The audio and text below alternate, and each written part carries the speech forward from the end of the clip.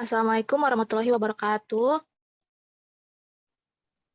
Waalaikumsalam warahmatullahi wabarakatuh. Gimana kabarnya anak-anak?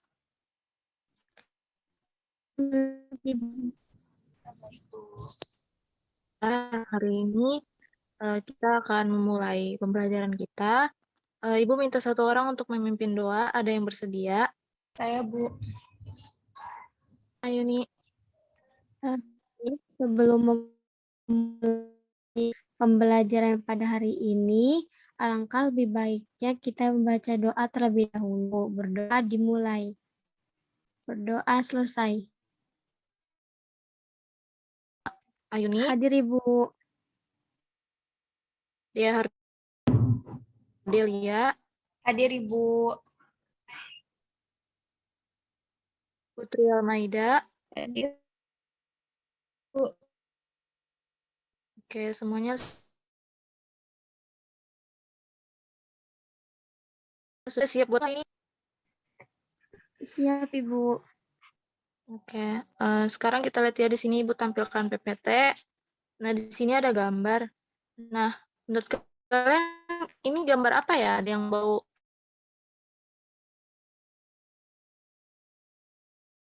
Ada yang tahu?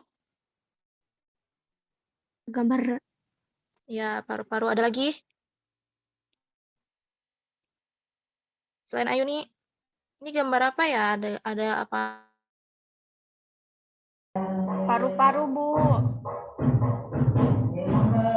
Apanya? Rokok Ibu. Ya, sama gambar rokok ya. Jadi hari ini kita akan belajar tentang bahaya rokok. Ke next selanjutnya. Nah, jadi hari ini kita akan belajar tentang tujuan pembelajaran kita hari ini. Yang pertama di mana nanti kalian bisa mengidentifikasi jenis zat adiktif yang terkandung dengan rokok secara benar. Kemudian siswa dapat menjelaskan penyalahgunaan zat adiktif dalam kehidupan sehari-hari. Kemudian dapat menganalisis pengaruh zat adiktif yang terkandung dalam rokok bagi kesehatan. Kemudian lalu dapat menganalisis gangguan pernapasan dengan benar. Dan yang terakhir ya menjaga kesehatan. Nah, selanjutnya manfaat kita untuk mempelajari materi hari ini. Nah, di mana manfaatnya yaitu kita dapat mengetahui dampak apa saja yang ditimbulkan oleh rokok sehingga kita dapat berhati-hati dan selalu menjaga diri dan keluarga kita agar terhindar dari paparan asap rokok yang membahayakan sistem pernapasan kita. Selanjutnya, nah kita bisa lihat di sini nih ada gambar ya. Ada yang tahu ini gambar apa? Lagi ngapain mereka ya? Lagi ngerokok Bu. Nah, apa saja sih dampak yang ditimbulkan jika seorang pelajar itu merokok? Nah, yang pertama itu prestasi belajar paru-paru kita juga bisa terganggu. Kemudian kalau contohnya kita sakit, rokok ini dapat mempengaruhi sistem pertahanan tubuh. Kemudian kita juga bisa jadi kecanduan dan juga terlihat lebih tua dari usianya. Kemudian memiliki masalah jerawat atau masalah kulit lainnya dan juga menimbulkan plak gigi. Nah, kemudian di slide selanjutnya, nah di sini ada yang tahu? Saya Bu izin menjawab. Iya, silakan Putri. Ya, jadi zat atau kandungan yang terdapat di rokok itu ada contohnya yaitu tar, di mana tar itu yang biasanya merupakan sisa pengolahan minyak bumi. Kemudian ada juga asam asetat, kemudian naftalin, keton, kemudian kadmium, lalu metanol, urea, nikotin, lalu ada juga natrium hidroksida. Nah, ya betul ya yang dikatakan oleh Putri.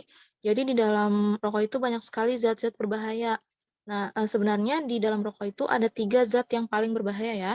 Yang pertama ada tar. Nah, tar ini mengandung bahan kimia yang beracun yang dapat merusak sel paru-paru dan bisa menyebabkan penyakit kanker. Kemudian ada karbon monoksida. Nah, karbon monoksida ini gas beracun yang dapat mengakibatkan berkurangnya kemampuan darah membawa oksigen. Kemudian yang ketiga ada nikotin. Ini salah satu jenis obat perangsang yang dapat merusak jantung dan sirkulasi darah. Nah, nikotin ini yang menyebabkan rokok ini menjadi sangat candu ya. Jadi orang yang memakainya itu bisa kecanduan gitu. Kita mempelajari tentang organ-organ pernafasan manusia. Nah, ada yang tahu organ apa saja yang menyusun sistem pernafasan manusia? Bisa disebutkan? Izin menjawab, Ibu. Ya, silakan Ayuni. Organ sistem pernapasan manusia itu yang pertama itu ada rongga hidung, yang kedua ada rongga mulut, yang ketiga ada faring, dan yang keempat ada Ya, betul. Ada lagi yang mau menjawab? Saya, Bu. Ya, silakan Putri. Ya, izin menjawab, Bu. Yang selanjutnya itu ada trakea, ada paru-paru, ada bronkiolus, dan yang terakhir ada alveolus, Bu. Ya, benar yang dikatakan Putri. Nah, ya. Benar dikatakan oleh Ayuni dan Putri. Jadi, organ penyusun sistem pernapasan itu yang pertama ada rongga hidung. Nah, hidung ini merupakan organ pernafasan yang langsung berhubungan dengan udara luar. Nah, di hidung ini ada rambut-rambut hidung, selaput lendir, dan juga kongka. Nah, jadi rambut-rambut hidung ini berfungsi untuk menyaring partikel debu atau kotoran masuk ke udara. Lalu selaput lendir sebagai perangkap benda asing yang masuk kalau ada yang terhirup saat bernafas, misalnya seperti debu, virus, maupun bakteri. Sedangkan kongka mempunyai banyak kapilari yang berfungsi untuk menyamakan suhu udara yang terhirup dari luar dengan tubuh atau menghangatkan udara yang masuk ke paru. Kemudian yang kedua ada faring. Nah, faring ini merupakan organ pernafasan terletak di belakang rongga hidung hingga rongga mulut dan di atas laring. Nah, dinding faring ini tersusun atas otot rangka yang dilapisi oleh membran mukosa. Kemudian yang ketiga ada laring. Nah, laring atau ruang suara ini merupakan organ pernafasan yang menghubungkan faring dengan trakea. Nah, di dalam laring ini terdapat epiglotis dan pita suara. Nah, epiglotis ini berupa katup tulang rawan yang berbentuk seperti daun dilapisi oleh sel-sel epitel. Nah, berfungsi untuk menutup laring sewaktu menelan makanan atau minuman. Nah, jadi apabila ada partikel kecil seperti debu, asap, makanan, atau minuman yang masuk ke dalam laring, nah dia akan refleks batuk yang berfungsi untuk mengeluarkan partikel tersebut dari laring. Nah, kemudian ada trakea. Nah, udara yang telah masuk ke laring selanjutnya masuk ke trakea. Nah, trakea ini adalah saluran yang menghubungkan laring dengan bronkus. Nah, trakea ini memiliki panjang sekitar 10 sampai 12 cm dengan lebar 2 cm. Nah,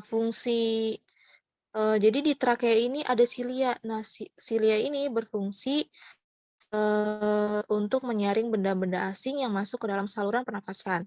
Kemudian ada bronkus. Nah, pada bagian paling dasar dari trakea ini bercabang menjadi 2. Nah, percabangan trakea inilah yang disebut dengan bronkus. Nah, masing-masing bronkus ini memasuki paru-paru kanan dan paru-paru kiri. Nah, untuk struktur bronkus ini hampir sama dengan trakea, tapi lebih sempit. Kemudian ada bronkiolus. Nah, di paru-paru itu tadi kan ada bronkus. Nah, bronkus ini bercabang lagi. Cabangnya ini yang disebut sebagai bronkiolus. Nah, pada ujung bronkiolus ini terdapat gelembung-gelembung yang sangat kecil. Nah, itu yang dinamakan sebagai alveolus. Nah, fungsi alveolus ini apa sih? Fungsi alveolus ini sebagai tempat pertukaran gas-gas yang ada di dalam darah.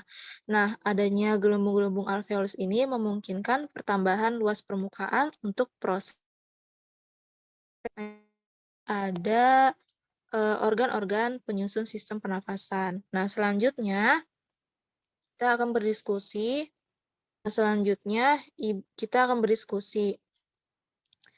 Diskusi ini sesuai dengan kelompoknya ya. Jadi dengan teman kelompoknya. Nah, nanti kalian mencari informasi tentang gangguan pada sistem pernafasan dan upaya menjaga sistem pernafasan. Nah, setelah itu nanti kalian akan paparkan hasil diskusi kelompoknya, lalu disimpulkan. Nah, Ibu beri waktu 5 menit ya untuk diskusi. Bisa dimulai dari sekarang. Ibu izin menjawab pertanyaan nomor 1, yaitu tentang pengaruh zat adiktif terhadap kesehatan, terutama pada sistem pernapasan, di mana nikotin dalam rokok itu merupakan zat adiktif yang menyebabkan ketergantungan. Seseorang menjadi ingin merokok terus. Terus selain itu juga pada rokok juga terdapat banyak yang membahayakan seperti tar, karbon monoksida, dan hidrogen sianida, sehingga rokok itu dapat membunuh kita. Lalu Ya, baik Dea, terima kasih jawabannya. Selanjutnya untuk kelompok lain untuk menjawab. Ya, Ibu izin menjawab pertanyaan Bu. Gangguan apa saja yang terjadi pada sistem pernapasan itu antara lain ada pneumonia, emfisema, dan kanker paru-paru, Ibu. Cukup. Ya, baik. Terima kasih Ayuni. Untuk kelompok lainnya? Izin menjawab yang topik 3, Bu, mengenai upaya menjaga kesehatan pernapasan. Ya, jadi yang bisa lakukan untuk menjaga sistem pernapasan kita, itu yang pertama adalah kita harus rutin berolahraga, kemudian mengonsumsi makanan bersih seperti vitamin A, C, E, kemudian selenium, dan juga magnesium. Nah, selain itu juga kita harus banyak minum air putih, rajin mencuci tangan, merokok, lalu menghindari paparan polusi,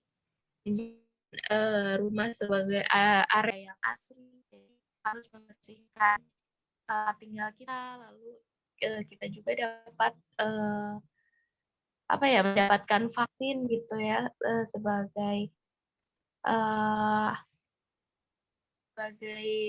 upaya gitu untuk menghindari berbagai penyakit. Lalu kita juga dapat memeriksa kesehatan secara berkala. Saja Bu dari saya, terima kasih. Ya, baik. Terima kasih jawabannya Putri. Ya. Baik. Paparkan tadi sudah benar ya. Nah, sekarang kita akan menyimpulkan. Ibu akan menyimpulkan ya. Jadi, organ-organ pernapasan manusia itu terdiri dari ada rongga hidung, ada pangkal tenggorokan, ada pangkal tenggorokan atau faring, ada laring, ada trakea, bronkus, bronkiolus, dan juga alveolus ya. Kemudian selanjutnya ada kandungan-kandungan atau zat berbahaya dalam rokok ya. Yang pertama ada tar, ada karbon dioksida, ada nikotin. Nah, asap rokok ini bisa mempengaruhi bahkan untuk orang-orang yang tidak merokok, yaitu perokok pasif. Dapat meningkatkan resiko penyakit kanker paru-paru dan juga jantung koroner. Nah, untuk gangguan pada sistem pernapasannya itu apa saja? Nah, contohnya yang pertama ada pneumonia, ada emfisema, dan juga ada kanker paru-paru. Nah, selanjutnya apa saja yang bisa kita lakukan supaya orang-orang itu peduli tentang bahaya rokok. Nah, yang pertama kita bisa mengkomunikasikan informasi tentang bahaya rokok, baik bagi si perokok maupun bagi perokok pasif. Kemudian menyediakan tempat-tempat khusus bagi orang yang merokok, supaya orang yang bukan perokok tidak terkena dampak negatifnya. Kemudian, jangan merasa segan untuk menegur perokok jika kalian merasa terganggu. Nah, selanjutnya Ibu akan memberikan LKPD lewat WhatsApp group, dan nanti kalian kerjakan di rumah bersama teman kelompoknya ya. Lalu, nanti Ibu juga akan mengirimkan link tes Google Form. Nanti kalian bisa mengisinya secara individu ya, sebagai evaluasi mengenai materi yang telah dipelajari. Nah, selanjutnya Ibu mempersilakan salah satu siswa memimpin doa sebelum mengakhiri pembelajaran. Baik Ibu, saya akan memimpin doa. Baik, untuk mengakhiri pelajaran hari ini, alangkah baiknya kita berdoa terlebih dahulu menurut kepercayaan dan agamanya masing-masing. Berdoa dimulai. Berdoa selesai. Cukup Ibu. Baik, terima kasih Dea. Untuk mengakhiri pembelajaran hari ini, wassalamualaikum warahmatullahi wabarakatuh. Waalaikumsalam warahmatullahi wabarakatuh. Terima kasih Ibu.